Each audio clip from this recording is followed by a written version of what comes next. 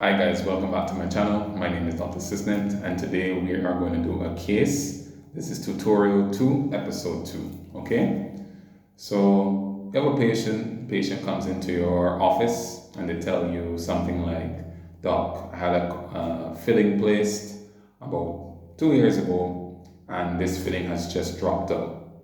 You check the area, say for instance it's on tooth number 19. You check the area, tooth number 19 appears to have a concavity where it's interdenting, there's no obvious caries around the area, and also when you look, there is there's obviously dentin exposed. All right, tooth number 18 is the tooth in question. Patient says this happened the day before, and he wants to get it sorted out today. So what are the things that you need to look at? So first thing we need to find out is why this thing dropped out. Is it the prep?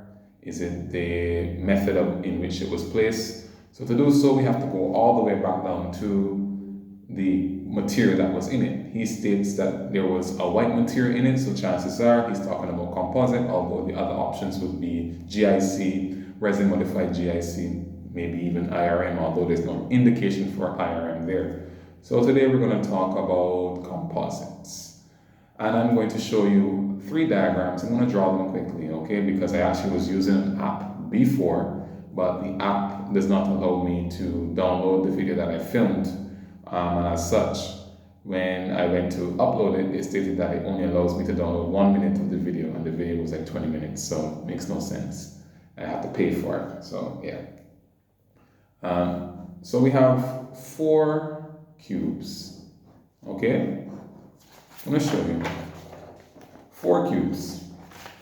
In the first, I'm going to show you the particles for the different types of composites, and you will get to see, and I will explain also the different types of composites, okay?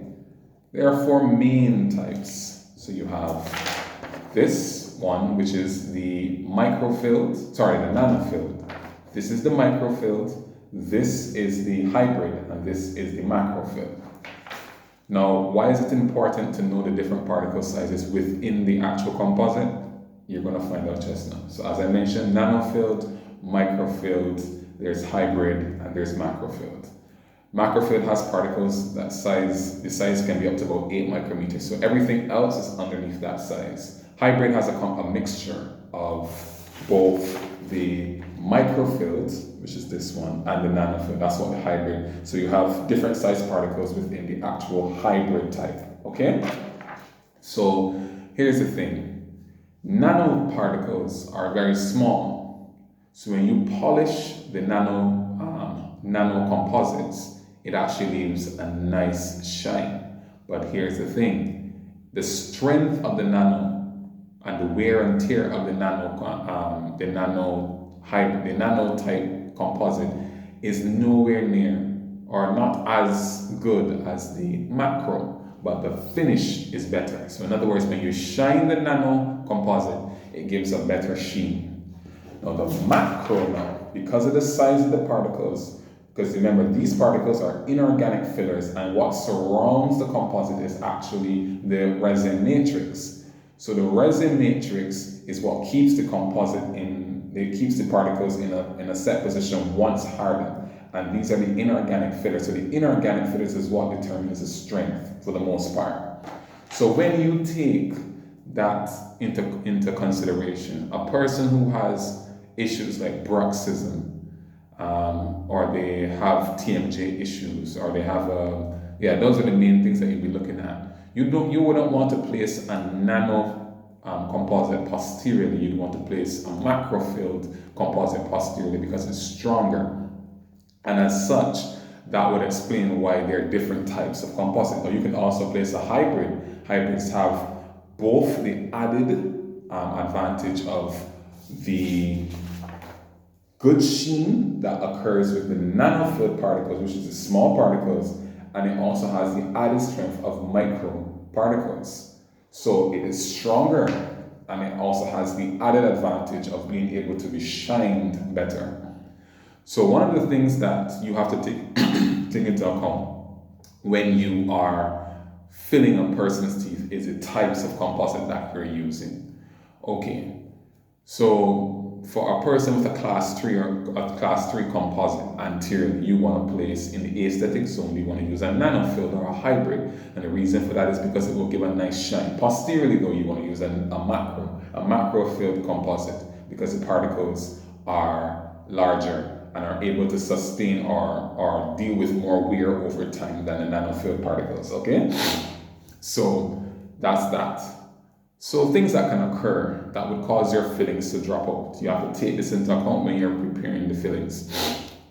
For one, when you fill a filling, you have to make sure that the prep is correct. And I'll show you what I mean. My nose is itching. So I'll show you what I mean. For one, say for instance, I'm going to draw a diagram which will represent the tooth, okay? And I'm going to show you what can happen if you do the wrong thing. So this might be what a prep would look like when you look from the mesial distal angle of the prep. And then you might even have a box here, and then you have a prep here where the tooth, excuse my diagrams, but I just hope that it shows you exactly what I mean.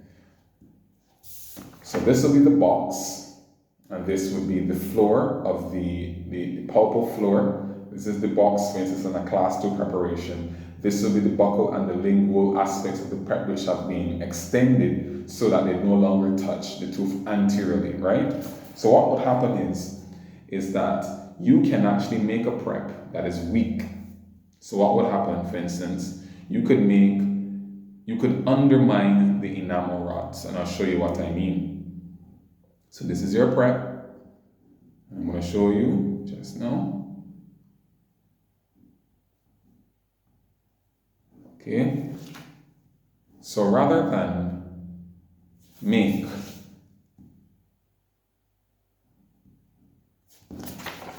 so you see this is your buccal wall and this is your lingual wall. Rather than make it straight and therefore allow the enamel rods to be straight and therefore work on the strongest, be aligned to the enamel rods, and as such the strength of the tooth is maintained, you could actually undermine the tooth and carry the restoration prep too far inwards. So when a force is applied up here, this area, when a force is applied at this area, what will happen is that the restoration could actually cave in. So the person is chewing and their cusp just breaks. And it can break because of an overzealous preparation. This same thing can happen at the mesial marginal ridge. So for instance, if you're prepping, you're using your 245 or your 330 burr. Me personally, I like a round burr, but yeah, you can use your 330 or your 245, and you go now and you make a convergent wall, meaning that the wall goes like this.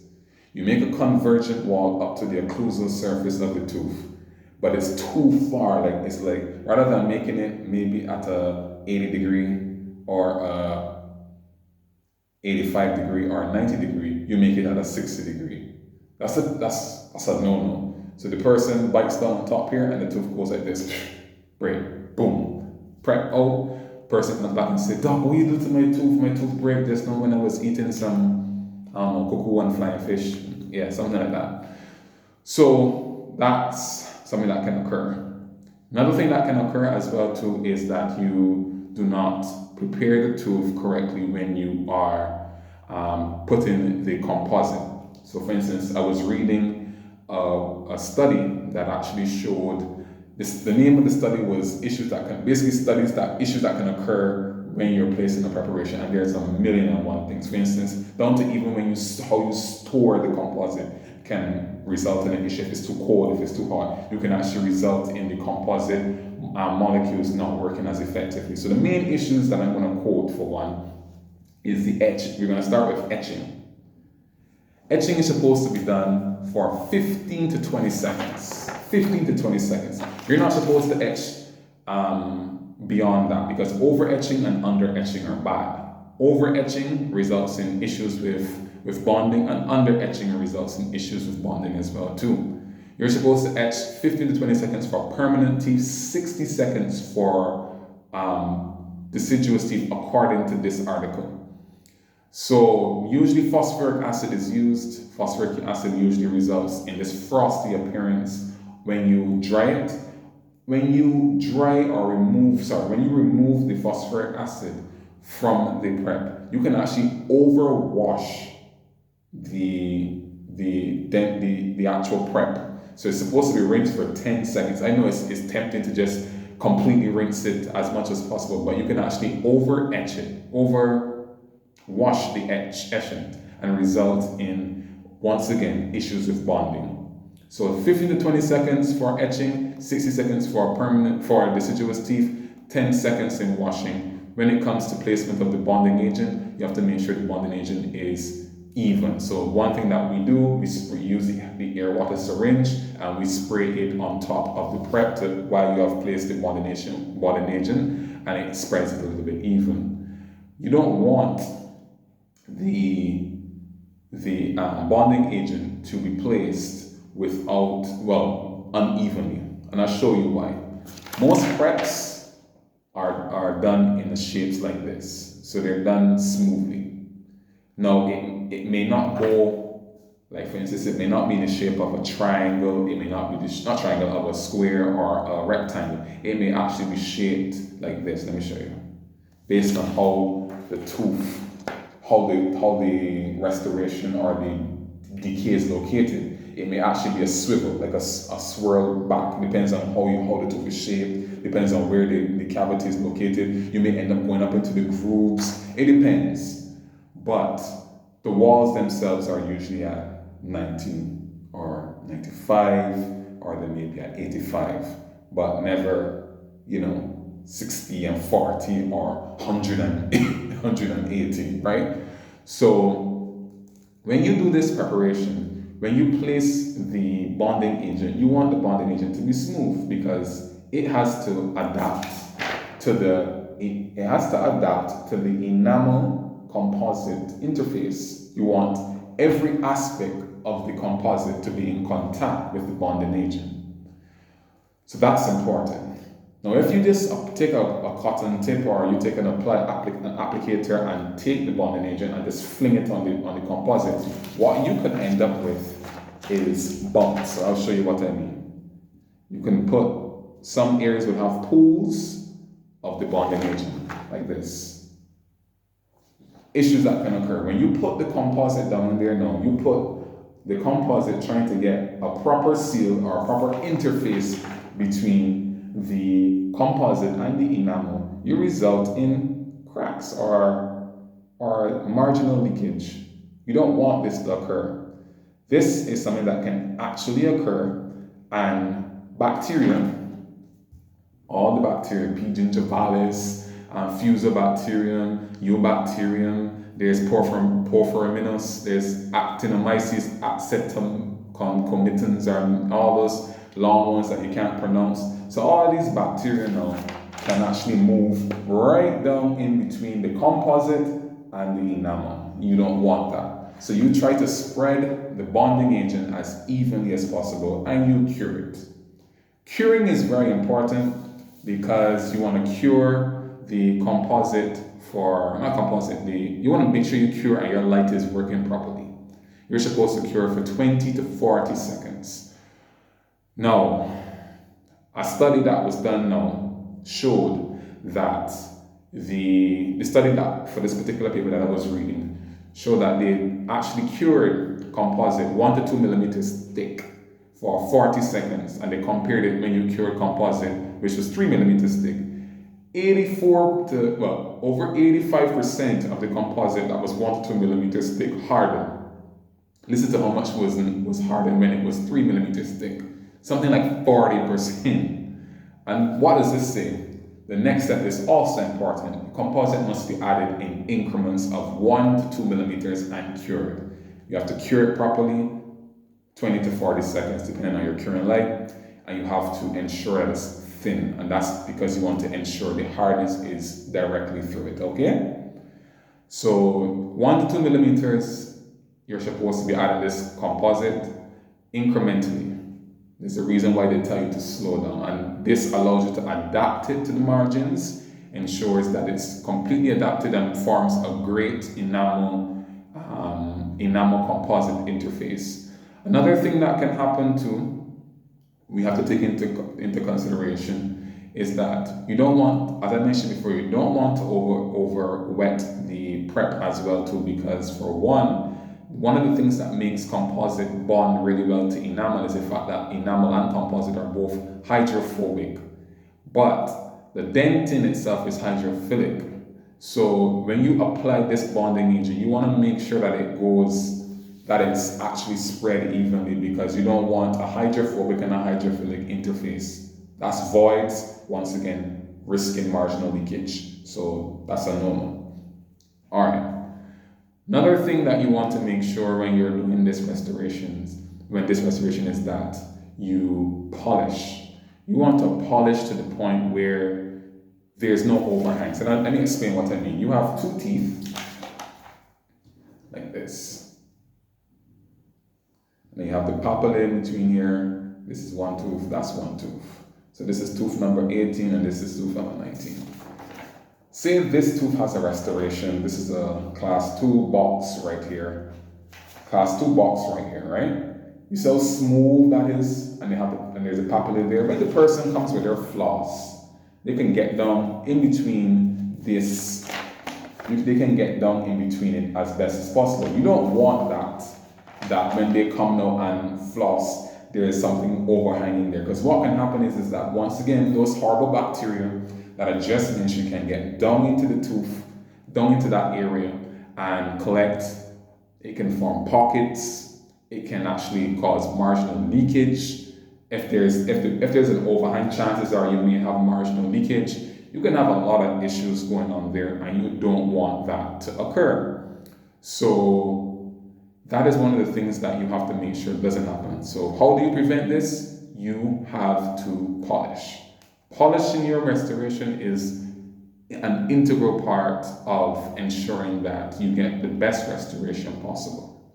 So when you polish, you're going to make sure that you remove all overhangs, that you leave the prep as smooth as possible, because it will therefore only be able to form a biofilm, which will be easily removed when you brush. If you don't remove the overhangs, it can act as a nidus for attracting food particles. Food particles therefore attract bacteria, and the bacteria can therefore lead to secondary caries.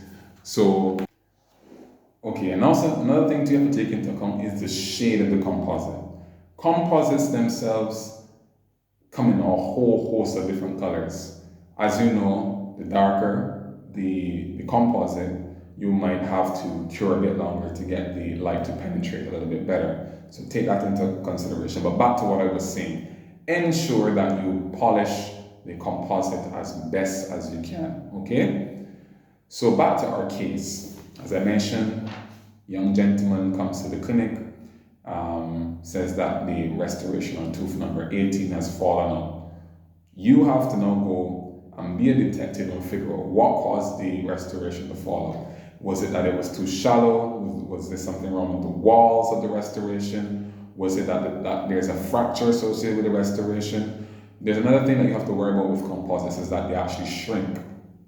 Now, some persons use flowable indiscriminately, but you have to be careful with things like flowable composites, for instance. Flowable composites have a high shrinkage, and you don't want shrinkage, because shrinkage means that the same thing I was showing you just now, for instance, this restoration, this is the composite, and this is the enamel. It's supposed to be touching here.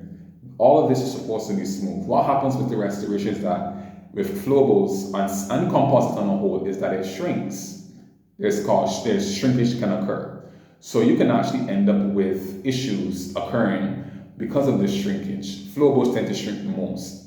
So it will pull away from the enamel, and once again, Mr. Bacteria will get down into the area and wreak havoc. So another thing that can happen too with composites is that when you put composites into restoration, depending on the shrinkage and depending on the bonding, The shrinkage can actually cause things like crazed lines to develop. It can actually cause small microfractures within the enamel because it's holding on to the enamel and it shrinks and pulls the enamel and cause breakage. You don't want that to happen as well too. So bonding is very important as well too. So you have to choose the type of composite carefully. You have to make sure that the type of restoration, the type of composite that you're choosing suits the particular area. And yeah, this person now, you have to, like I said, you have to go back, check to see that the prep was correct. You have to etch, prime, bond. Try to use rubber dam. Isolation is very important. Moisture and composites do not do very well. Those lead to poor bonding, and this poor bonding therefore results in fear of restorations as well too. So isolation, some teeth you cannot put rubber dam. You may have to use isolation of cotton pellets and like serious suction. I've had an instance where, for instance, a patient had a third molar mandibular tooth which required restoration. It was fully erupted, but isolation was near impossible with a rubber dam. So I had to actually pack a lot of cotton rolls to try to create the perfect environment for the composite to stick in that area. So I want you to remember these things, and I hope you like this tutorial. Next tutorial will be endodontics.